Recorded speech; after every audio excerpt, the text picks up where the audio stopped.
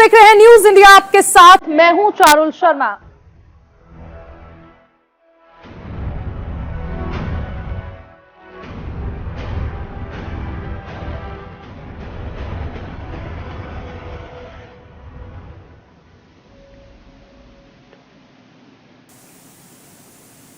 तो फटाफट खबरों के बाद आपको बता दें कि रूस और यूक्रेन की जंग का आज 14वां दिन है और ऐसे में फिलहाल अगर कहा जाए तो युद्ध विराम का ऐलान जो है वो चल रहा है। रूस यूक्रेन जंग के बीच अमेरिकी कमांडर का बड़ा बयान भी सामने आया है। इस वक्त की सबसे बड़ी खबर आपको बता दें, इस वक्त की सबसे बड़ी खबर, रूस यूक्रेन जंग के बीच अमेरिकी कमांडर का बड़ा बयान सामने आया है। हमने पहले कभी ऐसी स्थिति का सामना नहीं किया है, ये बड़ा बयान है। राष्ट्रपति के आदेश पर सेना कुछ भी करने को तैयार है। रूस के खिलाफ अमेरिकी न्यूक्लियर फोर्स भी तैयार है। रूस यूक्रेन जंग के बीच अमेरिकी कमांडर ने ये बड़ा बयान दिया है। देखिए, अमेरिकी कमांडर का ये जो बड़ा बयान है इसके कई मायने हैं। एक तरफ रूस है जो परमाणु हथियार की धमकी दे रहा है, परमाणु फोर्सेस को अलर्ट पर कर चुका है। यहाँ राष्ट्रपति के आदेश पर सेना कुछ भी करने को तैयार है कहा, और इसके साथ ये भी कहा कि अमेरिकी न्यूक्लियर फोर्स भी तैयार है। तो ये बात जो है कि अमेरिकी न्यूक्लियर फोर्स भी तैयार है, आखिर इस बात के क्या मायने हैं? क्या जो न्यूक्लियर फोर्सेस हैं इनका इस्तेमाल इस रूस और यूक्रेन के युद्ध में होने वाला है? ये जो बयान आया है कि रूस के खिलाफ अमेरिकी न्यूक्लियर फोर्सेस तैयार हैं, ये चेतावनी आखिर किसे दी जा रही है? रूस यूक्रेन जंग के बीच अमेरिकी कमांडर का ये बड़ा बयान सामने आया है और इस बयान के अब मायने निकालने की कोशिशें की जा रही हैं कि आखिर अमेरिका कहना क्या चाहता है। ये बयान जो सामने आया है इसके जरिए किसे चेताया गया है? और इस बीच एक और बड़ी खबर आ रही है। इस वक्त की बड़ी खबर आपको बता दें, रूसी सेना ने कीव को तीनों तरफ से घेर लिया है। अमेरिका यूक्रेनी सेना के ठिकाने पर ताबड़तोड़ रॉकेट अटैक किए जा रहे हैं। ये दावे अमेरिका की ओर से किए जा रहे हैं। रूसी सेना ने कीव को तीन तरफ से घेर लिया, ये दावा अमेरिका की ओर से किया गया है। यूक्रेनी सेना के ठिकानों पर ताबड़तोड़ रॉकेट अटैक किए जा रहे हैं। यूक्रेन पर रॉकेट लॉन्चर से बमबारी जारी है। अमेरिका एक के बाद एक दावे कर रहा है। देखिए, सबसे अहम चीज है कि कुछ शहरों में युद्ध विराम का ऐलान किया गया है। ऐसे में जिन शहरों में युद्ध विराम का ऐलान किया गया है उसके बावजूद हम देख रहे हैं कि अटैक लगातार किया जा रहा है। ऐसे में सबसे बड़ा जो दावा है वो अमेरिका ने किया है और कहा कि रूसी सेना ने कीव को तीन तरफ से घेर लिया है। यानी जिस तरह हम आपसे लगातार कह रहे थे कि अलग अलग रास्तों से कीव को घेरने की कोशिश कर रही है रूसी सेना। इरपिन में लगातार आपने देखा था कि किस तरह से अटैक हो रहे थे, गोलीबारी किस तरह से हो रही थी, मिसाइल के जरिए अटैक हो रहे हैं। यानी रूसी सेना ने कीव को तीन तरफ से घेर लिया है और ये दावा करने वाला कौन है? अमेरिका, जो कि लगातार यूक्रेन के साथ है इस युद्ध में। हमारे साथ डिफेंस एक्सपर्ट अनुज माथुर जी जुड़ गए हैं।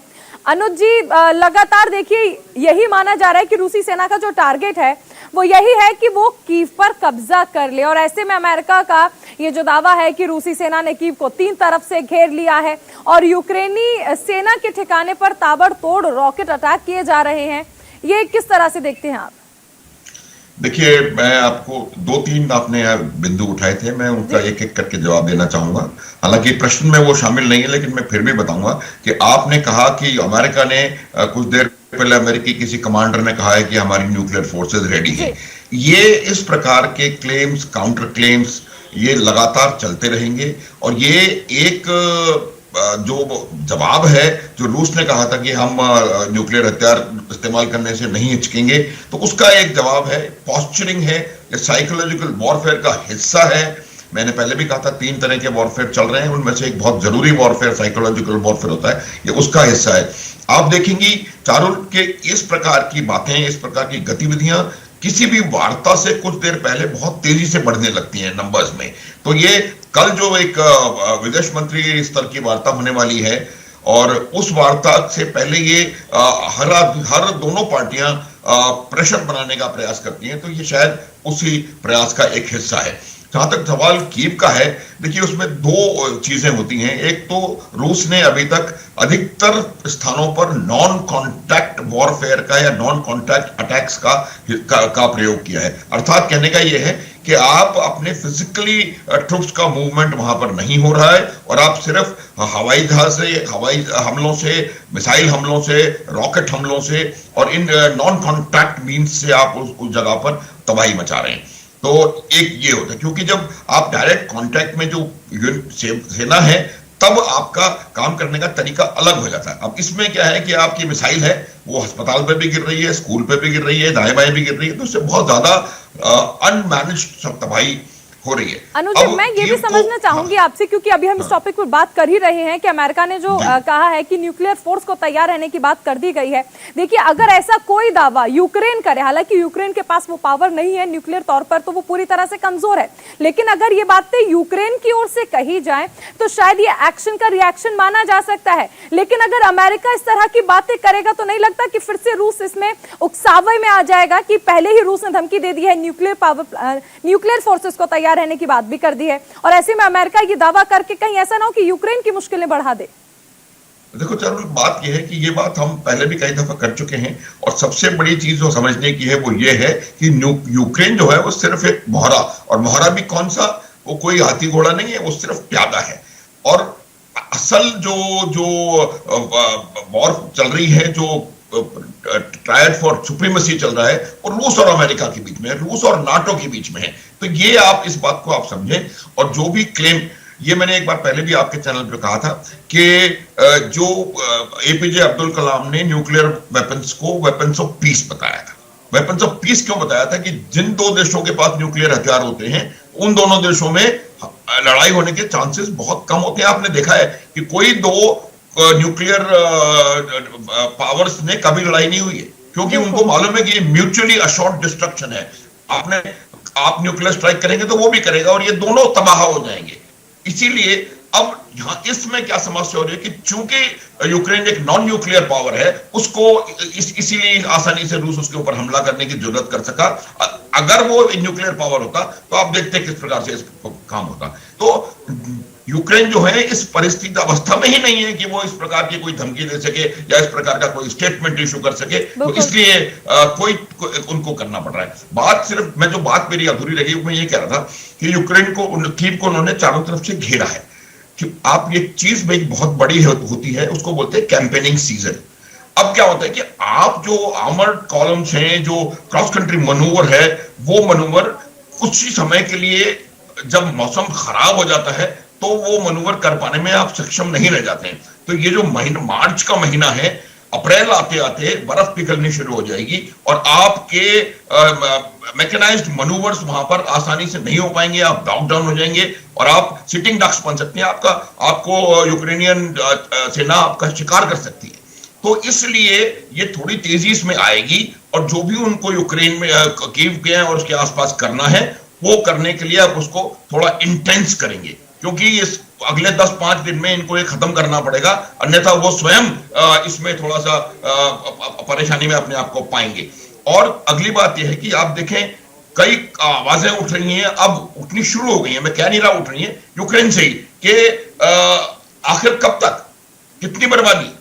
तो वहां से आवाजें उठनी शुरू हो गई हैं कि भाई ज़ेलेंस्की को अब इस्तीफा दे देना चाहिए या ये इस तरह की चीजें। जैंकोविच ने भी कल एक स्टेटमेंट दिया है, जो कि पूर्व राष्ट्रपति हैं। हालांकि उनका स्टेटमेंट थोड़ा पिंच ऑफ सॉल्ट के साथ हमें लेना पड़ेगा, क्योंकि वो पूर्व राष्ट्रपति हैं, वो रूस समर्थक हैं और रूस में शरण लिए हुए हैं, मेरे ख्याल से बेलारूस में हैं अभी एज ऑफ नाउ। तो उन्होंने भी कहा है कि भाई कोई ना कोई तरीका ढूंढना चाहिए जिससे कि इस युद्ध को रोका जा सके और विभीषिका से बचा जा सके। तो मुझे लगता है कि ये कल की वार्ता पे काफी कुछ शायद अभी मेरे को रे ऑफ होप नजर आ रही है। तो लेट्स सी 10 मार्च को क्या होता है। बिल्कुल, देखिए कल की जो बातचीत पे है उस पर सभी की निगाह भी टिकी हुई है, लेकिन हम अभी जिस तरह बात कर रहे थे अमेरिका की भूमिका की, आपको याद होगा कि कल भी जो वॉरशिप मार गिराने का दावा यूक्रेन की ओर से किया गया था, उसमें नेटो की भूमिका संदिग्ध नजर आ रही है। और अगर रूस इस बात को कंफर्म कर पाता है कि इसमें नेटो की भूमिका है या नहीं, तो क्या नहीं लगता कि एक बार फिर से तबाही का मंजर देखने को मिल सकता है? क्योंकि रूस पहले ही चेता चुका है कि नेटो हो या फिर कोई और देश, यूक्रेन और रूस की लड़ाई में उसे किसी की दखल अंदाजी नहीं चाहिए। बिल्कुल, आपने बिल्कुल ठीक कहा। मुझे at the face of it मुझे लगता नहीं है कि इसमें नाटो का कोई डायरेक्ट इन्वॉल्वमेंट है, क्योंकि नाटो वाले समझते हैं अगर उनको डायरेक्ट इन्वॉल्वमेंट करना ही होता तो काफी पहले और किसी और तरीके से वो कर पाते। अभी भी वो पॉस्चरिंग कर रहे हैं, अभी भी वो तमाम किस्म का प्रेशर डालने की कोशिश कर रहे हैं रूस के ऊपर। और लेकिन यदि उसको रशिया को लगा कि डायरेक्ट इन्वॉल्वमेंट किसी भी नाटो देश का है किसी भी तरीके से, चाहे वो समुद्र पे हो चाहे और कहीं और हो, तो वो हो सकता है कि थोड़ी मुश्किलात बढ़े। लेकिन मैं फिर भी आशावान हूं कि दोनों गुट जो रूस का है और अमेरिका नाटो यूक्रेन का जो ग्रुप है, वो दोनों इस बात को समझते हैं कि यदि ये युद्ध क्षेत्र एक्सपैंड हुआ तो ये पूरे विश्व के लिए एक बहुत बड़ा खतरा बन जाएगा। ये समझते हैं। पुतिन जो है वो सिनिकल हो सकते हैं लेकिन पागल नहीं है, तो उनको सबको मालूम है उनका अपना एक एजेंडा है, वो एजेंडा हासिल करके रहेंगे। वो उन्होंने पूरी तैयारी उसकी कर ली है। आधा उनको मिलिट्री एम्स आधे उनको ऑलरेडी मिल चुके हैं और मुझे लगता है कि उनका जब ये एम और हो जाएगा, आप देखिए जब आवाजें अंदर से उठेंगी तब जाकर के इसका असर होगा। रूस के अंदर उठनी शुरू हो गई हैं और अब यूक्रेन के अंदर भी उठनी शुरू हो गई हैं। यूक्रेन आज की तारीख में किस ताकत से रूस के सामने बैठा हुआ है, वो उसकी ताकत है उसके लोग। और अगर उनके लोगों की, बिकॉज बाकी तो उनके पास क्या है, सेनाएं तो बहुत 1/10 भी नहीं है, तो उन लोगों की इच्छा शक्ति की वजह से जो यूक्रेन है वो रूस का सामना करने में अभी तक सक्षम रहा है। यदि उन लोगों के ऊपर किसी प्रकार से रूस दबाव डाल करके और उनको विद्रोह नहीं कहूंगा, उनको इसका अपोज करने की कोशिश के लिए मजबूर कर देगा, तो आप देखिएगा कि ये इसकी बंद हो सकता है युद्ध। माथुर साहब, यूक्रेन में जो आवाजें उठ रही है इसकी एक वजह ये भी है ना, क्योंकि जिस दौरान यूएसएसआर हुआ करता था तो एक भारी मात्रा में जो लोग रूसी बोलने वाले हैं, जो कि रूस को आज भी अपना हिस्सा समझते हैं, वो लोग यूक्रेन में भी बसे हैं। तो क्या ये माना जाए कि ये वो लोग हैं जो यही चाहते हैं कि रूस के साथ ही अगर हम मिल जाएंगे तो सेम फीलिंग्स आएंगी, यही फील होगा कि हम अब भी रूस में हैं। तो क्योंकि यूक्रेन का एक हिस्सा ऐसा भी है जो यही मांग कर रहा है कि ठीक है आप रूस के साथ ही मिल जाइए, क्योंकि क्रीमिया पर जब कब्जा किया गया था तो क्रीमिया को भी ऐसी ही किसी स्थिति का सामना करना पड़ा था। बिल्कुल चारुल, आप बिल्कुल ठीक कह रही हैं। देखिए, मैं आपको एक बताऊं कि जब रूस ने इस हमला करने का निश्चय किया था तो उनको क्या उम्मीद थी, कैसे वो सोच रहे थे कि हम 4-5 दिन में इसको समाप्त कर पाएंगे अपने ऑपरेशन को, जो कि असेसमेंट लोगों का था। हालांकि मैं इससे तब भी इत्तेफाक नहीं रखता था, अभी भी नहीं रखता हूं। इस प्रकार के युद्ध जो है वो लंबे खिंचते हैं, इसमें किसी को कोई संदेह नहीं होना चाहिए। लेकिन उनको ये सोचने की वजह यही थी कि जो रूस के प्रति संवेदना रखने वाले रूस के प्रति,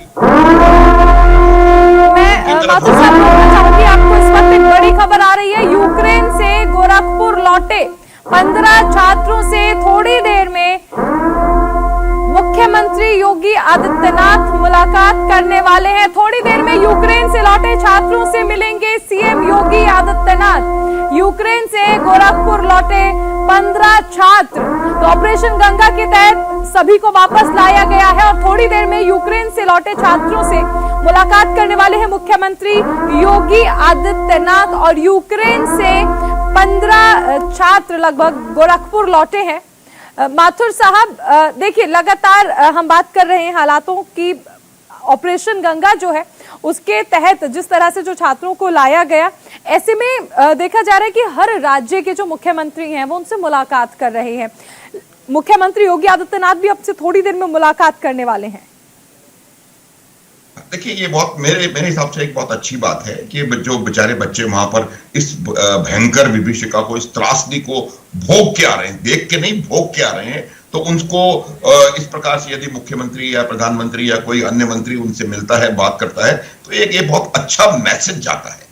और ये मैसेज जो है समाज को जाता है, ये मैसेज देश को जाता है, और ये मैसेज बाकी दुनिया को भी जा रहा है। और उन लोगों को भी ये मैसेज जाता है कि जिन देशों ने अपने लोगों के लिए कुछ किया नहीं। मैं आपको ये बताना चाहता हूं, मैं कई लोगों के साथ टच में हूं, यूक्रेन में भी और तो आप ये देखिएगा कि जिस प्रकार से हमारे देश ने लोगों को, अपने नागरिकों को वहां से निकालने का पूरा ऑपरेशन किया है, और इतने अधिक संख्या में लगभग तमाम 100% लोगों को वहां से सुरक्षित निकाल लिया है। ये एक बहुत बड़ी, बहुत बड़ी कामयाबी है मेरे हिसाब से। और इसमें लोग अगर मिल रहे हैं, उनको थोड़ा ढाढ़स बंधा रहे हैं, तो ये बहुत अच्छी बात है। बड़ा अच्छा संदेश जो है वो जाएगा, और मेरे ख्याल से ये बातें, इस प्रकार की चीजें की जानी चाहिए। चालू माथुर साहब, देखिए, मैं यहाँ पर एक पार्टी के तौर पर नहीं कहूंगी, लेकिन एक भारतीय होने के नाते मैं ये जरूर कहना चाहूंगी कि हमें याद है कि आज हम यूक्रेन से अपने छात्र वापस ला पा रहे हैं, लेकिन कश्मीर में जो स्थिति बनी थी तब वहां से भी सुरक्षित नहीं निकल पाए थे। खैर, हम इस पर चर्चा नहीं करेंगे। मैं आपसे ये भी जानना चाहूंगी, बिल्कुल, देखिए, आप क्योंकि सेना में रहे हैं, आप इस स्थिति को बेहतर समझ सकते हैं कि हम अपने ही देश के हिस्से से जब भारतीयों को नहीं ला पाए थे, लेकिन आज हम यूक्रेन हो या फिर कोई भी कोना हो दुनिया का, अगर भारतीय वहां से वापस लौटना चाहते हैं तो जो सरकार है वो उन्हें सकुशल लेकर आ रही है और हर प्रयास किए जा रहे हैं। और ऐसा कोई प्रयास बाकी देशों की ओर से देखने को नहीं मिला, इसलिए भारत की सराहना भी खूब की गई है इस पर। बिल्कुल चारुल, आप बिल्कुल सही कह रही हैं। ये इस बात का द्योतक है कि हम एक शक्तिशाली राष्ट्र बनते चले जा रहे हैं। इसमें राजनीति की कोई गुंजाइश नहीं है, मैं राजनीति की बात नहीं कर रहा हूं। और जो शक्तिशाली राष्ट्र बनता है, वो शक्तिशाली राष्ट्र कोई कुछ दिनों में या कुछ सालों में नहीं बनता है। ये बहुत बड़ी इसकी बेसिक वो है, और जो अभी हम उभर करके आ रहे हैं, और ये बहुत अच्छी बात है। और ये बहुत अच्छा, क्योंकि जो संदेश लोगों में जाता है उसका बहुत बड़े मायने होते हैं। आप देखिए, क्योंकि जिस प्रकार से अभी आप देखिए कि यूक्रेन के लोग, चाहे वो रूसी बोलने वाले हों, चाहे रूस के साथ रहने वाले हों, कुछ लोग ऐसे भी होंगे जो सोवियत रशिया का हिस्सा रहे होंगे, जिंदा होंगे अभी भी, तो बावजूद उसके वो मोलोटोव कॉकटेल से टैंक पे हमला करने के लिए तैयार है। ये जज्बा है। उनको भी मालूम है कि मोलोटोव कॉकटेल का एक ढेले का असर टैंक पर नहीं होने वाला है, और उनके पास जो हथियार है उनका कोई एक ढेला, फिर भी वो करने को तैयार है। वो इसलिए क्योंकि उनकी जो individual feeling of the Ukrainian नागरिक होने का जो जज्बा है, वही जज्बा भारतवर्ष के नागरिकों का है। और उस जज्बे को बनाने में और कायम करने में इस प्रकार के जो चीजें करते हैं लोग, नेता लोग, वो बहुत दूर तक, it will go a long way. चारों, it will go a long way. Mathur साहब, मैं एक चीज और कहना चाहूंगी कि एक भारतीय होने के नाते बहुत गर्व महसूस होता है मुझे जब मैं ये देखती हूँ कि कुछ नेता ऐसे थे जो कहते थे कि हम कभी तिरंगा नहीं उठाएंगे, लेकिन आज देखिए, जिस पाकिस्तान का वो समर्थन करते थे, वो पाकिस्तान हमारे देश का तिरंगा लेकर जब निकलता है यूक्रेन से और खुद को भारतीय बताता है ताकि वो वहां से निकल सके, तो ये हमारे भारत की बदलती हुई तस्वीर है जिस पर मुझे लगता है कि हर भारतीय को गर्व होता होगा। मैं ये चर्चा आगे भी आपसे जारी रखूंगी। एक छोटे से ब्रेक के लिए हमें रुकना पड़ रहा है, एक छोटा सा ब्रेक।